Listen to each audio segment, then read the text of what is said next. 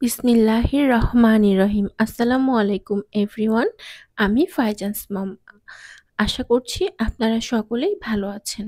আল্লাহর অশেষ রহমতে আমরাও বেশ ভালো আছি আলহামদুলিল্লাহ। তো এই যে আমার হাতে দেখতে পাচ্ছেন এটা হলো ফ্রোজেন মটরশুঁটি। আর আজ আমি আপনাদের সাথে শেয়ার করব ফ্রোজেন মটরশুঁটি দিয়ে কিভাবে নুডলস রান্না করতে হয়।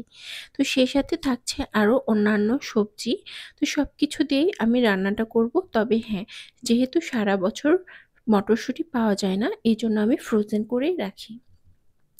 তো চুলাতে গরম পানি বসিয়ে দিয়েছি আর তার মধ্যে অ্যাড করে দিলাম মটরশুঁটিগুলো। পানিগুলো গরম হয়ে আসার পরে। তো অপেক্ষা করব যতক্ষণ পর্যন্ত না একটু সেদ্ধ হয়ে আসে। তার সাথে অ্যাড করে দিব আমি গাজর। কারণ গাজর আর মটরশুঁটি সেদ্ধ হতে একটু বেশি সময় লাগে। এইজন্য আমি পানিতে দিয়ে গরম পানিতে দিয়ে একটু সেদ্ধ করে নিচ্ছি। তো এই যে পানিতে বলক আসার পরে অ্যাড করে দিচ্ছি কুচি করে রাখা গাজর। যেহেতু আনসিজনের সবজি এগুলো, তো সেদ্ধ হতে একটু সময় লাগে। তো আমি হাঁড়িটা চেঞ্জ করে নিয়েছি। আর এই যে এই হাঁড়িতে গরম পানিতের মধ্যে আমি ৪ প্যাকেট নুডলস ছেড়ে দিয়েছি। দিয়ে অপেক্ষা করছি সেদ্ধ হয়ে আসা পর্যন্ত। পানিতেও ভালোভাবে বলক উঠে আসছে। আর এই যে মানে সেদ্ধ হতে দিয়েছিলাম যে গাজর আর মটরশুঁটি সেগুলো মোটামুটিভাবে সেদ্ধ হয়েছে।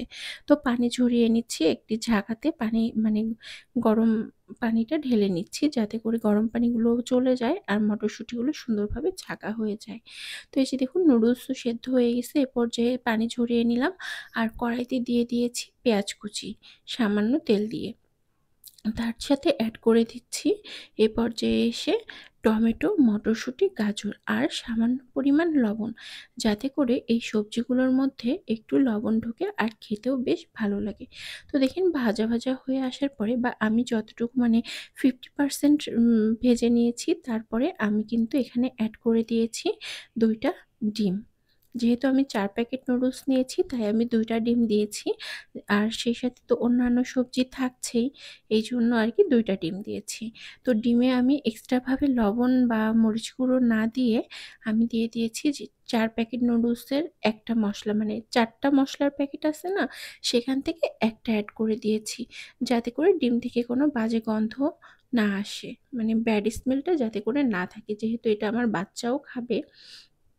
তো ব্যাড স্মেল থাকলে বাচ্চারা কিন্তু লাইক করবে না। আর একদিন যদি খারাপ লাগে সেটা কিন্তু আর কখনোই খেতে চাবে না এইজন্য। তো এই যে দেখুন সবকিছু একসাথে আমি নেড়েচেড়ে খুব ভালোভাবে ভেজে নিয়েছি যাতে করে খেতে খুব ভালো লাগে। আর দেখুন কত সুন্দর দেখা যাচ্ছে, তাই না?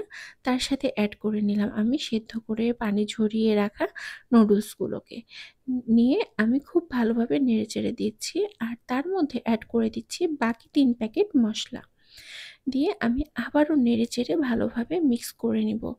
নিয়ে দেখুন এই যে আমার মানে মসলাটাও মিক্স হয়ে গেছে, রান্নাটাও মোটামুটিভাবে কমপ্লিট হয়ে গেছে। তো আমার রান্নার ফাইনাল লুকটা এত সুন্দর আসছে মানে দেখে অনেক বেশি লোভনীয় দেখাচ্ছে দেখতে। খেতেও কিন্তু বেশ স্বাদ হয়েছে। এভাবে আপনারাও ট্রাই করতে পারেন। আর এটা কিন্তু ব্যাচেলর লাইফের বেস্ট একটা স্ন্যাকস, তাই না? তো আমিও তো এভাবে খাইছি। আপনারাও ট্রাই করে দেখতে পারেন। এই যে দেখুন আমার রান্না করা নুডলসের ফাইনাল লুক। বেশ সুন্দর হয়েছে, তাই না?